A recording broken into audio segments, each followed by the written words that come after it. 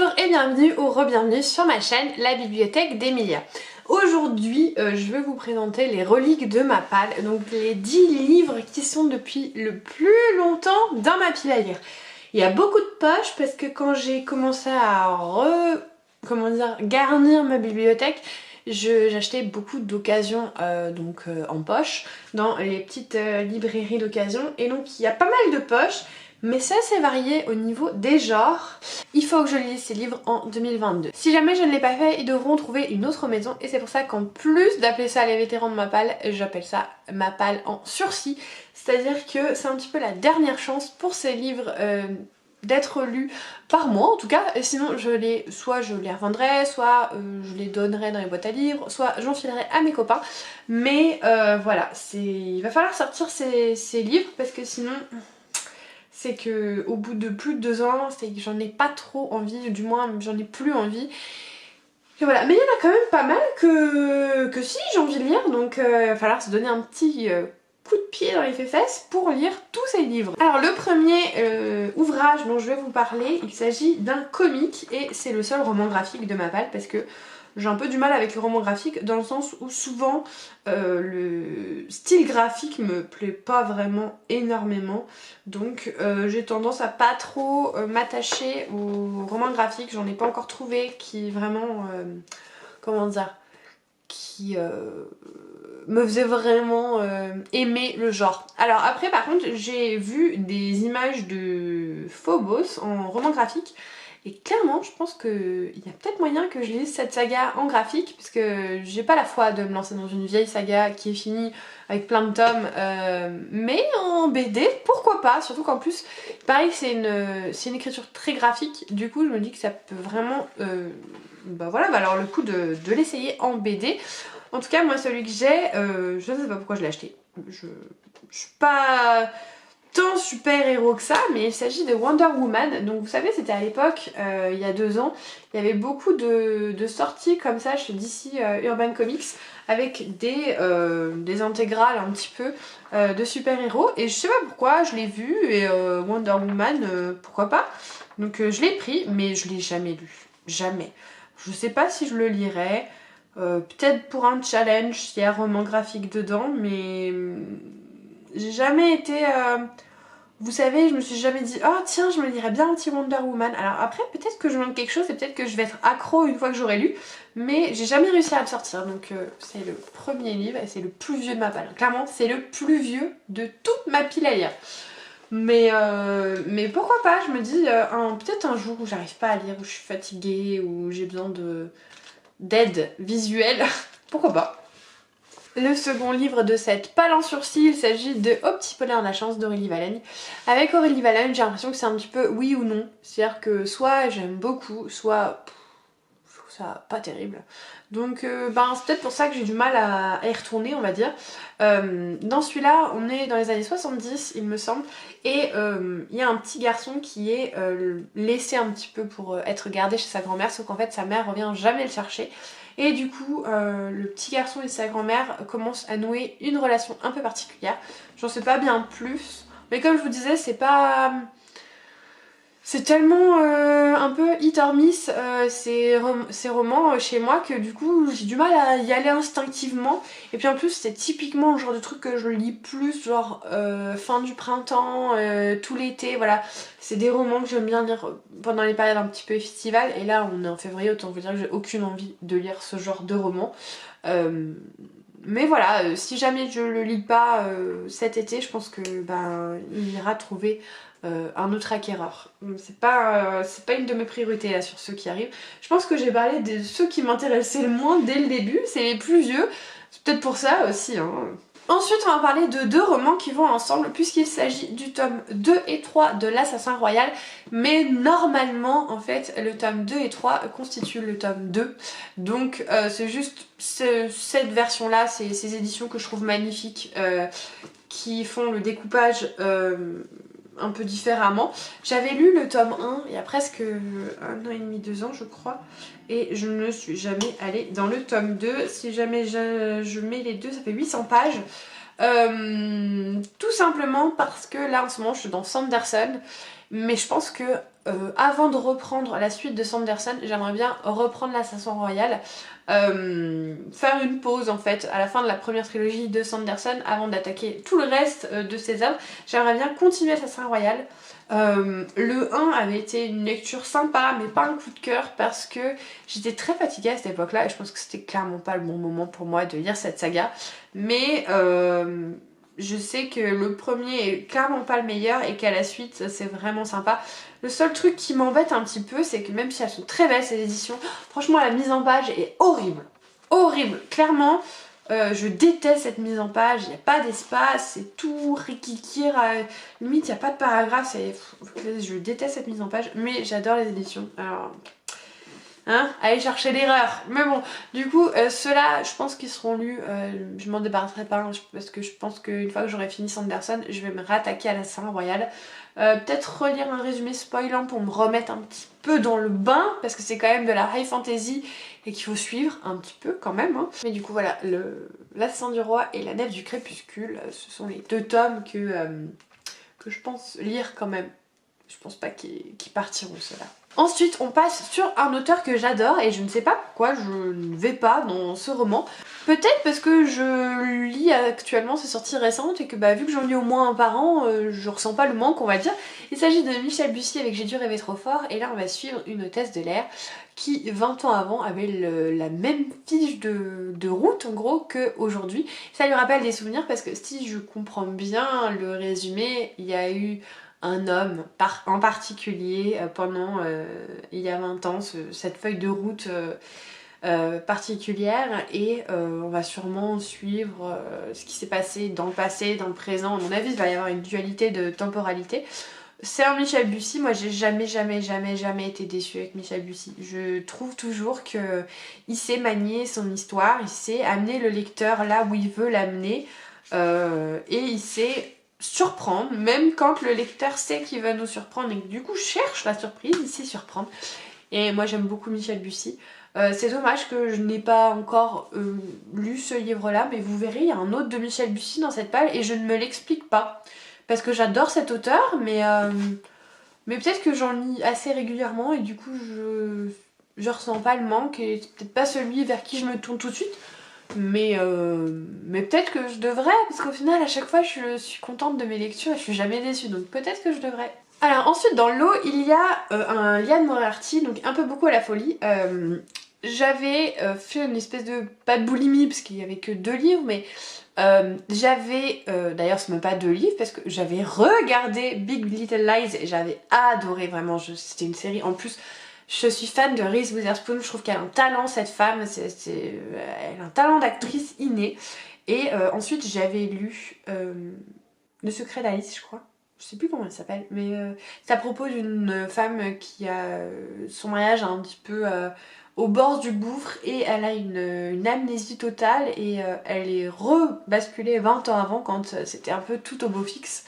Et j'avais bien aimé mais ça m'avait un peu refroidi parce que je m'attendais à adorer et j'avais juste bien aimé, donc peut-être que c'est pour ça que je n'ai pas continué à lire frénétiquement du Liane Moriarty, mais pourquoi pas, parce que franchement j'ai des bons souvenirs quand même, donc je pense que le temps a passé, il serait peut-être temps que je m'y remette. Dans Un peu beaucoup à la folie on va suivre 3 couples qui en apparence tout va bien et apparemment il y a eu un barbecue qui s'est très mal passé il y a 2 mois et c'est tout ce que je sais de cette histoire. Ça fait un peu le barbecue gate, on sait pas trop ce qui s'est passé ce fameux barbecue, mais pourquoi pas, ça aussi c'est le genre de récit que j'ai plutôt envie de lire en été, du Liane Moriarty, pourquoi je ne sais pas, mais en hiver j'ai pas trop envie de m'y plonger, donc peut-être cet été. On verra. Une autre lecture d'été, et ça, il est hors de question que je laisse partir ce roman et n'importe quel autre roman de cette autrice. Si son corps dans le pied à lire, c'est un grand mystère et quoi qu'il arrive, même si je les lis pas cette année, enfin c'est pas possible, je ne me débarrasserai pas de ces romans. Il s'agit de Virginie Grimaldi avec Quand nos souvenirs viendront danser. En plus j'aime beaucoup cette petite couverture. Alors là on va suivre une grand-mère je crois Et en fait c'est toute une rue qui va être rasée et tous les habitants vont un petit peu se remémorer tous les souvenirs qu'ils ont eu dans cette rue. C'est un tout petit roman hein, mais comme toujours avec Virginie Grimaldi à mon avis ça va être plein de bons sentiments, d'émotions, de vieilles personnes qui nous donnent envie de leur faire de gros câlins. Enfin voilà, c'est Virginie Grimaldi. Il est hors de question que je me débarrasse d'un seul de ses romans, donc je me ferai une priorité de le lire cet été. Je vais essayer de lire ceux qui me restent de toute façon de Virginie Grimaldi que j'ai dans ma palle pour pouvoir acquérir les nouveaux. Parce que je crois que j'ai pas le dernier en poche. Non, je crois pas. C'est toujours un très bon moment, Virginie Grimaldi, mais comme beaucoup de ses romans au final, ce sont des lectures pour moi estivales. Je ne me vois pas prendre ça hors été. Je me vois clairement lire ça sur mon transat, au soleil, voilà, avec une petite limonade bien fraîche dans la main. C'est comme ça que moi j'imagine ce genre de roman. Donc ce sera lu cet été. Clairement, je me laisse plus le choix, voilà. Je me regarde, moi du futur, si tu ne l'as pas lu cet été, et que tu te rends compte fin d'année 2022 que tu ne l'as pas lu, tant pis tu le liras en décembre, mais hors de question que tu te débarrasses de ce livre. Ensuite on va passer à un thriller qui s'appelle Le Sceau de l'Ange de Lisa Gardner. C'est le 3e tome des affaires de Tessa Leoni, donc c'est une détective privée, parce qu'en fait Lisa Gardner elle a plusieurs inspecteurs qu'elle fait, elle change un petit peu, hein, elle fait une fois l'un, une fois l'autre, voilà. Et moi j'ai décidé pour pas me perdre de commencer par une personne, faire ses enquêtes et ensuite voir pour potentiellement faire les enquêtes des autres personnes. Et ça c'est le 3e tome, et la raison pour laquelle je n'ai pas lu ce 3e tome, c'est parce que je n'avais pas le 2e tome et que j'ai mis très longtemps à l'acquérir. Or c'est ma lecture en cours. Donc je n'ai plus d'excuses pour ne pas lire Le Sceau de l'Ange. Donc là dans cette histoire on va suivre donc Tessa Leoni qui est une détective privée et qui va enquêter sur une disparition inquiétante. Vous aviez une mère qui était au volant de sa voiture, il pleuvait les cordes et la voiture a glissé, elle s'est projetée dans le bord de route, le ravin ou je sais pas trop quoi, et là sa fille disparaît alors qu'elle était avec elle dans la voiture. Et donc Tessa Leoni va mener l'enquête tout simplement. Je pense que je vais le lire hein, clairement, surtout qu'en plus il est dans ma pile, vous savez, en fin d'année sur Instagram, tout le monde a partagé cette pile à lire, où en fait 12 personnes devaient choisir 12 lectures pour votre année, et il en fait partie, donc il sera lu, ça j'en ferai une priorité hein, clairement. Il y a beaucoup de livres en fait de cette pile à lire où je ferai une priorité, il y a juste les 2 premiers où je suis pas sûre qu'ils seront lus et je suis pas sûre que je vais les garder, mais les autres clairement j'ai envie de les lire et j'ai pas envie de m'en débarrasser, donc on va passer au 2e livre de Michel Bussy que je n'ai toujours pas lu, c'est une honte et je l'ai mis dans je sais pas combien de vidéos déjà ces derniers mois. Il s'agit de Néo, donc c'est sa saga jeunesse, anticipation, posta, voilà, vous avez des tribus d'enfants qui se battent un petit peu pour les différents territoires de Paris après l'apocalypse, qui ont du mal à trouver de la nourriture, enfin voilà, c'est très post-apocalyptique quoi, c'est vraiment dans ce genre, c'est un roman d'anticipation. Je ne l'ai toujours pas lu, je ne sais pas pourquoi. Peut-être parce que vu que c'est du... Enfin c'est pas jeunesse, c'est young adulte. Je crois pas que c'est jeunesse. J'ai peur, je pense que j'ai peur d'être déçue. C'est peut-être pour ça que je suis toujours pas allée, mais c'est dommage parce que j'ai envie de lire ce livre. Et je me dis, maintenant qu'il y a les BD, est-ce que je... Non, je l'ai en papier, je le lirai en papier. Mais c'est dommage que j'y sois toujours pas allée parce que ça se trouve, je vais me dire, waouh, il a géré quand même le mimi, hein. Parce que vraiment Michel Bussy c'est un auteur que j'estime énormément. J'espère pouvoir le rencontrer au Quai du Polar cette année parce que l'année dernière j'ai pas pu y aller alors que j'habite à Lyon clairement, hein, c'est dommage. J'espère vraiment le voir cette année parce que c'est un auteur qui en plus est très humain de tout ce que j'ai entendu de lui et j'aimerais beaucoup le rencontrer, donc il va falloir que je lise ce livre. Et le dernier livre de cette palle va en étonner plus d'un parce que c'est un livre très populaire que j'ai acheté au moment où il est sorti. Et oui, je l'ai acheté à sa sortie et je n'ai toujours pas lu. Il est sorti en 2019 je crois parce que je l'ai eu, ça fait 2 ans je crois que je l'ai dans cette palle.